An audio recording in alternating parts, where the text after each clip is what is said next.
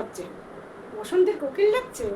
না না না, এখন কোথায় বসন্ত, এখন বসন্তের কোকিল ডাকছে না। তবে হ্যাঁ, একটা গাছে দুটো পাখি কথা বলছে, ঠিক আছে? তো সেই গাছের তলায় থেকে যাচ্ছিল একজন বণিক। তো একজন বণিক তার বন্ধুকে বলছে, পাখিটা কি বলছে? তখন ও বলছে, তুমি আজ কত পয়সা পেলে, কত পয়সা কত পয়সা, এইটা বলছে। তার খানিকক্ষণ পরে দুইজন বন্ধু যাচ্ছে হাত ধরে ধরে, বলছে পাখিটা কি বলছে রে? পাখিটা বলছে, ওরা দুজনে বলাবলি করছে, আমার চুলটা খুব খারাপ হয়ে গেছে, স্পা স্পা স্পা। খানিকক্ষণ পর দুইজন ভক্ত ওইদিকে যাচ্ছিল, জানেন তো?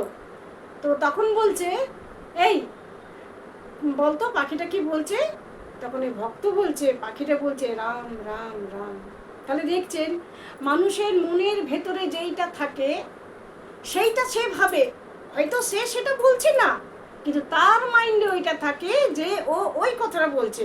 এই নিয়ে কি হয়, আমাদের মনের মধ্যে নানা রকম বিভেদ সৃষ্টি হয়, আমাদের মধ্যে বচসা সৃষ্টি হয়, আমাদের মধ্যে মনোমালিন্য শুরু হয়ে যায়, এমনকি আমাদের মধ্যে বন্ধু বিচ্ছেদ হয়, হয় না বলুন? আত্মীয় স্বজনের বিচ্ছেদ হয়।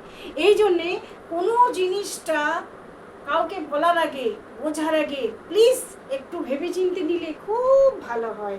সেটা আপনারও মঙ্গল, আর ওনার জন্য মঙ্গল, সবার জন্য মঙ্গল। কি বলেন আপনি?